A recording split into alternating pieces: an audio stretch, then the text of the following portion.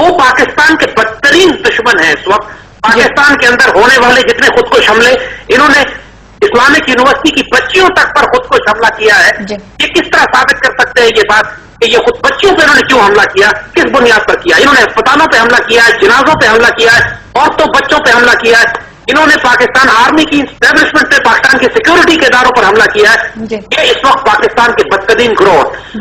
اس وقت انڈیا پاکستان کے خلاف یہ جنگ مسلط کی ہے، اس میں یہ دوسرا ایکسس ہے. دیکھیے اس وقت ایک پاکستان پر جو جنگ ہے، یہ جو سیلاب آیا ہوا ہے، یہ ایک آبی جنگ ہے، یہ ایک آبی جارحیت ہے جو پاکستان کے خلاف کی گئی ہے. ابھی آپ یہ بات تو اب ہر کوئی کہہ رہا ہے کہ دریائے ستلج میں اب سیلاب آ چکا ہے، جبکہ کوئی بارش نہیں ہوئی اور انڈیا نے ڈیم سے پانی چھوڑا ہے. اب یہ بات تمام ڈیم سے پانی چھوڑا گیا ہے، جس کے نتیجے میں پاکستان پہ یہ سیلاب آیا ہے.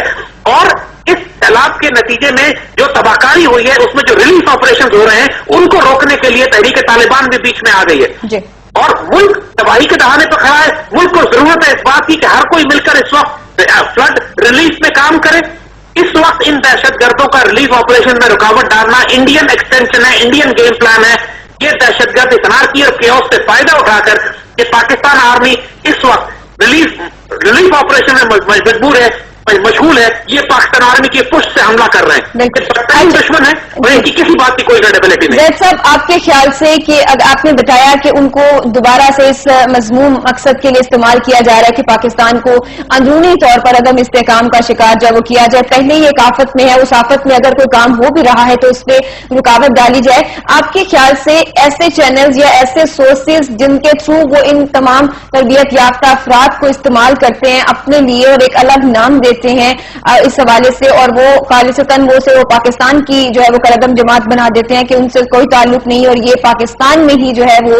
پاکستان کی ہی دہشت گرد جماعت ہے، آپ کے خیال سے ایسے سورسز، ایسے چینلز یہ کیسے بے نقاب ہوں گے؟ کیسے پتہ چلے گا؟ دیکھیے بات وہی ہے کہ جب تک پاکستان کا مرکز مضبوط نہ ہو، یہ سارے کام پاکستان کے ڈپلومیسی، فورن آفس، حکومت، وزیر اعظم کو کرنے کے تھے. ہمارے پاس ثبوت موجود ہیں، پاکستان آرمی کے پاس بے انتہا ثبوت موجود ہیں کہ تحریک طالبان کو اسلحہ، روپیہ، پیسہ افغانستان سے مل رہا ہے. جو فتنہ ہے وہ افغانستان میں. پاکستان کو اس معاملے پہ امریکن کے ساتھ سخت نیگوشیٹ کر کے انگیج کرنا ہے، سختی کرنی ہے کہ اگر تحریک طالبان کی سپلائیز بند نہیں ہوتی تو نیٹو کی سپلائیز بھی پھر افغانستان نہیں جائیں گی. لیکن یہ کام کون کرے گا؟ پارلیمنٹ بے شرم ہے، ہم سخت لفظ استعمال کر رہے ہیں، لیکن ان سے زیادہ بے حیا پارلیمنٹ ہماری تاریخ میں آج تک نہیں آئی کبھی. ایک فیصلہ انہوں نے جب سے آئے 3 سال ہو گئے، اینٹی ٹیررزم وار، دہشت گردی پہ، دہشت گردی کی پالیسی پہ، امریکہ کے ساتھ نیگوشیٹ کرنے پہ، نیٹو کی سپلائیز پر ایک پارلیمنٹ نے resolution in critical national security issue سے پاس نہیں کی. اور ان ساروں کی ڈگریاں جعلی نکل رہی ہیں. ان لوگوں کو صرف اپنے سروائیول اور کرپشن کی فکر لگی ہوئی ہے. یہ سیلاب جو ہے اب اس پارلیمنٹ اور حکومت کو لگتا ہی ہے کہ بہا کے لے جائے گا اپنے ساتھ، کیونکہ ضرورت یہ ہے کہ ہمارا مرکز مضبوط ہو. یہ پاکستانی فوج ڈپلومیسی اور فورن آفس اور انٹرنیشنل ریلیشنز تو نہیں کر سکتی ہے، اور کم نیشنل سیکورٹی آن گراؤنڈ ہے. زید صاحب، افغانستان میں پاکستان کو اور کیا ابھی مشکلات جو ہے وہ امریکہ اور کیا دکھائے گا؟ آپ کے خیال سے خود تو اپنی ناکامی تسلیم نہیں کر رہا، لیکن وہ اوپن ہے، سب کے سامنے ریزولوشن کی طرح آیا ہے کہ اس نے کیا ناکامی، کیا ہزیمت وہاں پر اٹھائی ہے، لیکن آپ کے خیال سے کیا پاکستان کو اور کس طرح گھسیٹے گا وہاں پر؟ دیکھیے پاکستان کو وہ یہ چاہتا ہے امریکہ کہ پاکستان کا تصادم کرا دیا جائے افغان طالبان کے ساتھ. اس وقت امریکہ کی الٹیمیٹ فائنل اسٹریٹجی یہی ہے کہ پاکستان کے تعلقات چونکہ گلبدین حکمتیار کے ساتھ، جلال الدین افغانی کے ساتھ اور ملا عمر کے گروپ کے ساتھ قدرے بہتر ہیں اس لحاظ سے کہ پاکستان ان کے خلاف فوجی کارروائی نہیں کر رہا،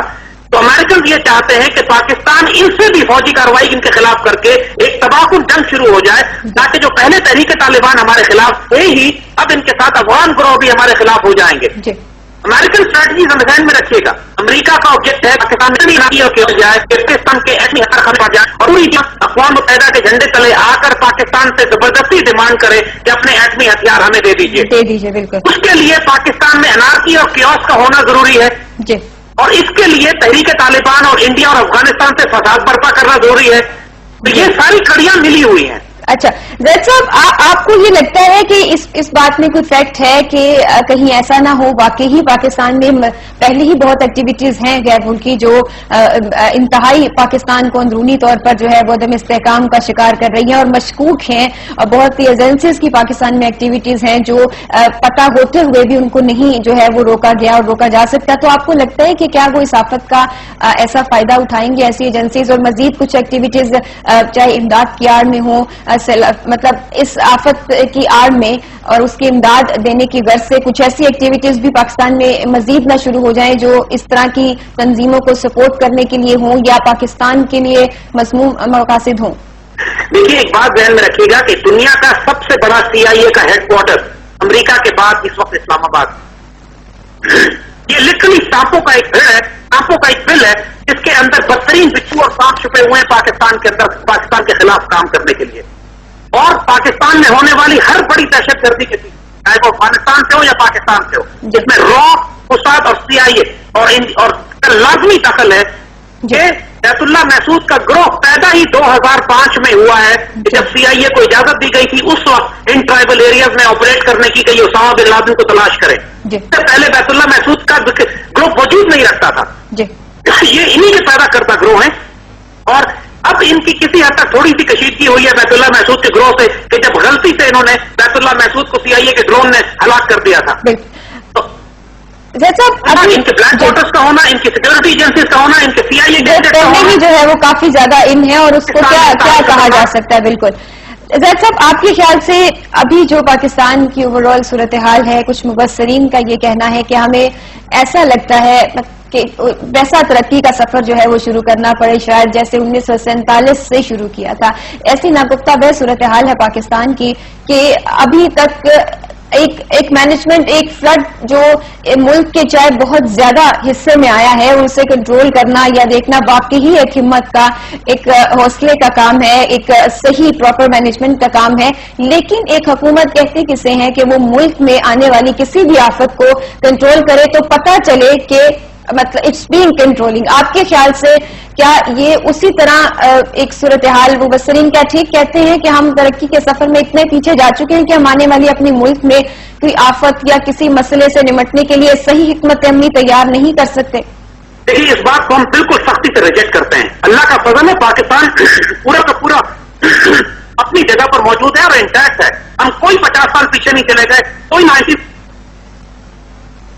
ایک بات ذہن میں رکھیے گا، ضرور سیلاب سے طوفان آیا ہے، تباہی آئی ہے، مشکلات تھوڑی سی آئی ہیں، مگر پاکستان کا پورا انڈسٹریل بیس، ٹیکنالوجی بیس، ہمارا انفراسٹرکچر، ہماری تمام بڑے بڑے شہر، ہماری تمام کمیونیکیشن ٹیکنالوجی سب اپنی جگہ پہ موجود ہیں، اور اگر 10-15% علاقے میں زراعت خراب بھی ہوئی ہے تو اچھی بارشوں کی وجہ سے باقی 80% علاقے میں بمپر کراپس ہو رہی ہیں اللہ کے فضل سے، تو کوئی تباہی نہیں برپا ہو گئی۔ یہ مایوسی پھیلانے والے جو ہیں یہ بدبخت دشمن ہیں پاکستان کے، جو اس وقت اسسمنٹ نہیں ہوئی، اس وقت پتہ نہیں لگا کہ نقصانات کتنے ہوئے۔ اندازہ کیجئے کہ سندھ میں ان کی کرپٹ حکومت کے افراد کہتے ہیں کہ 550 ارب روپیہ ہمیں دے دو فوراً تاکہ ہم سندھ کی تعمیر کریں۔ تو آپ کے خیال سے اندازہ فوراً نہیں لگنا چاہیے تھا؟ کیا یہ مینجمنٹ کا کام نہیں کہ ابھی تک ہم ایسٹیمیٹ لگا سکتے نقصان کتنا ہوا؟ کیا ابھی بھی باہر کے اداروں سے مدد لینی پڑے گی اپنے ملک میں آنے والی تباہی کے ایسٹیمیٹ لگانے کے لیے؟ دیکھیے، پہلی بات تو یہ کہ ابھی ایسٹیمیٹس نہیں لگے ہیں، لہٰذا یہ جو فگر دے رہے ہیں، وہ ANP والا کہہ رہا ہے کہ ہمیں 200 ارب روپے ہمیں فوراً دے دیا جائے، سندھ کا ایک منسٹر کہہ رہا ہے کرپٹ کہ ہمیں 550 ارب روپے دے دیا جائے، یہ صرف حرام کھانے کے طریقے، اور جو انہوں نے پہلے 200 ارب کا حساب لگایا، لیکن جو آرمی نے ایسٹیمیٹ کیا ہے کہ جو پل ٹوٹے ہیں، انفراسٹرکچر ٹوٹا ہے، وہ صرف 3-3.5 ارب روپے میں پورا انفراسٹرکچر فرنٹیئر کا دوبارہ بلڈ کیا جا سکتا ہے، جہاں 3 ارب روپے اور کہاں ان کا ایسٹیمیٹ ہے 200 ارب روپیہ۔ دیکھیے، یہ اس وقت بھی فلڈ ریلیف کے جتنے کام ہے سارا آرمی کر رہی ہے، آرمی کور آف انجینئر جو FWO جو ہے وہ جلدی ایسٹیمیٹ لگا سکتی ہے کہ بند کی تعمیر کے لیے، پلوں کی تعمیر کے لیے کتنا خرچ آئے گا۔ ریل ایسٹیمیٹ اس کرپٹ حکومت میں ہمیں معلوم ہے کہ 1000 گنا زیادہ ہوں گے، جس طرح